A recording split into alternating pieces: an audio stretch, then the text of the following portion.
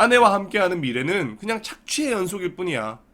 내가 행복해지려면 아내와의 관계로부터 벗어나는 게 중요해.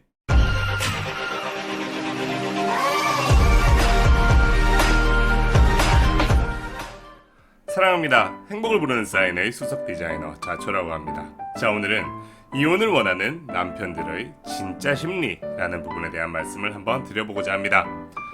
이혼을 원하는 남편들은 기본적으로 결핍감으로부터 그 욕구들이 출발합니다.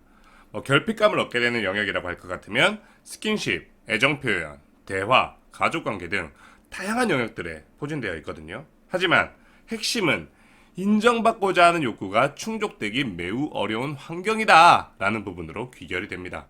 남편들이 결혼이라는 선택지를 선택하고 그에 따른 노력, 이런 에너지들을 투입하였는데 내가 투입한 것에 대한 보상이 돌아오지 않는 환경, 바로 이 환경이 인정받고자 하는 욕구가 충족되기 어려운 환경이라고 할 수가 있겠네요.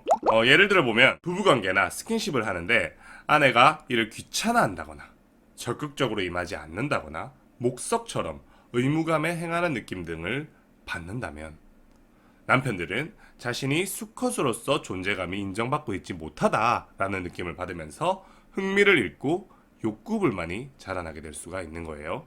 그리고 다른 예로 가족들을 위해서 열심히 일을 하고 생활비를 구해다 주고 그와 동시에 자신의 눈에 보이는 이런 크고 작은 집안일들을 내가 알아서 챙겨서 하는데 아내가 이에 대한 감사나 감동, 치아의 표현들을 해주지 않고요. 내게 돌아오는 표현들은 아내가 이거 좀 더 해줬으면 좋겠어, 이렇게 무엇을 좀 더 해줬으면 좋겠다라는 요구나 그건 그렇게 하는 거 아니지 등과 같이 내가 하고 있는 부분들에 대한 지적들, 그리고 혹은 다른 남편이 이렇게 해준다는데 이런 식으로 다른 사람과의 비교 등의 피드백들만이 나에게 돌아온다라고 한다면 남편은 가장으로서, 남편으로서 내 공로를 인정받고 있지 못하다라는 생각이 들고요.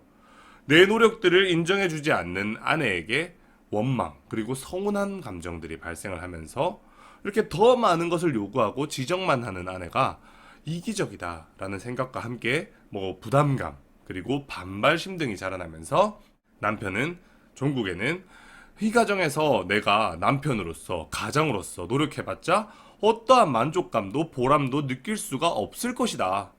그래서 시간이 갈수록 내게 가중되는 것은 부담뿐이다. 이러다 보면 나는 노예와 같은 삶을 살게 될 수밖에 없을 것이다. 불행해질 수밖에 없을 것이다. 이런 생각들이 자라나게 되는 경우들을 생각해 볼 수가 있는 거예요. 그런데 이 부분은 아내 입장에서는 이해가 안 되는 대목일 수가 있습니다. 왜냐면 아내 역시 아내의 입장이라는 게 있기 때문이에요. 아내인 내가 중요하게 생각하는 영역과 남편이 중요하게 생각하는 영역이 분명히 다를 수가 있기 때문인 거죠. 남편은 남편 나름대로 자신이 다른 곳에 에너지를 쏟을 여력 없이 내가 중요하다라고 생각하는 일들에 최선을 다할 것이고요.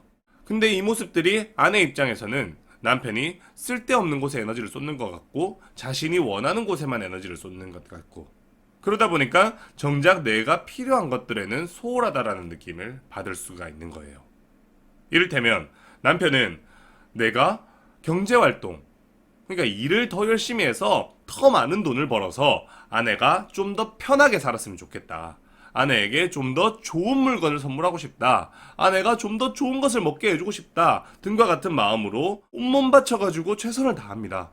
그런데 아내가 필요로 하는 것은 물질적인 것이나 이런 경제적 풍요가 아니라 정서적 교감이고 가정 내의 소소한 일들을 함께 의논하고 만들어가는 이런 소소한 행복일 수가 있는 거예요. 이런 상황에서 아내는 경제적인 것 그리고 물질적인 것은 큰 가치를 지닌 것이라고, 그리고 내가 원하는 정서적인 것들은 소소한 가치를 지닌 것들이라는 프레임을 스스로에게 더 씌워버리고요. 그래서 나는 큰 게 아니라 이 작은 것들을 바라기 때문에 내 요구들은 오히려 남편들을 위한 요구이다. 혹은 남편의 부담을 줄여주는 요구다. 그리고 내 주장은 정당성이 있다. 라는 이런 인식 속에서 남편이 지금 하고 있는 노력들을 치하하고 거기에 감동하고 감사의 마음을 표현하기보다는 남편을 지적하거나 남편에게 당신은 틀렸고 내가 맞다라는 것을 관철시키려고 하거나 가르치려고 하거나 남편에게 내가 원하는 소소한 것들만을 요구하는데 집중하는 경우들이 빈번하게 발생하게 되는 거예요. 이 상황은 누가 맞고 누가 틀리다의 문제가 아니라 개개인이 중요하다고 생각하는 영역이 차이가 나는 문제일 뿐이거든요.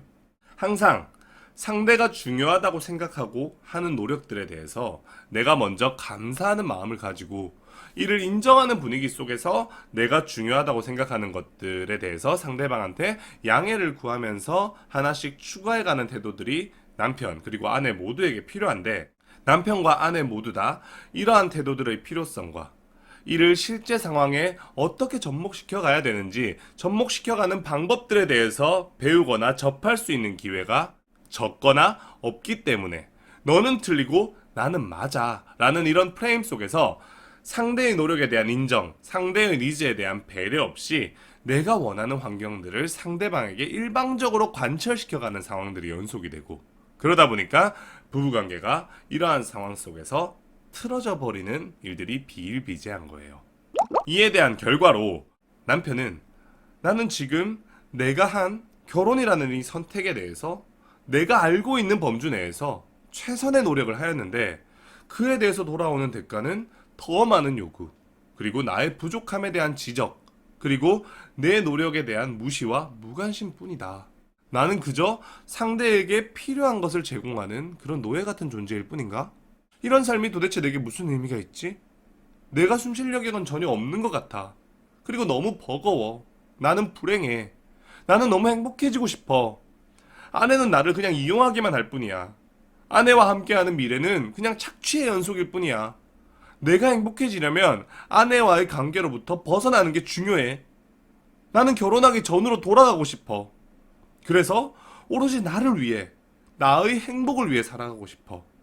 그러기 위해서는 이혼을 해야만 해. 라는 생각을 하면서 이혼을 강력하게 원하게 되는 거예요. 이건 그냥 단순히 제 상상력에 의한 주장들이 아니라 제가 지난 10년 동안 수많은 이혼을 원하는 남편들을 지켜보면서 그들의 목소리를 통해 확인한 공통적인 특징들입니다. 만약 이 말을 듣고 나서 내 남편은 그래도 좀 다른데? 내 남편은 다른 이유로 이혼을 원하고 있어. 라고 생각을 하신다면 정말 냉정하게 말해서 아직까지 가족님은 이 상황을 제대로 파악하지 못하고 있는 거예요. 라고 말씀드리고 싶습니다. 현실 파악이 정확하게 돼야지 내가 상황의 실질적인 효력을 발휘하는 정확한 솔루션도 나오는 법이거든요. 그런 차원에서 지금까지 제가 드린 말씀들이 가족님들의 현실 파악에 조금이라도 도움이 되었으면 좋을 것 같습니다. 자, 어쨌든 오늘은 여기까지 하는 걸로 하고요. 또 다음 시간에 가족님들에게 도움이 될 만한 내용으로 찾아뵙도록 하겠습니다. 항상 고맙습니다. 구독과 좋아요는 사랑인 거 아시죠? 부탁드릴게요.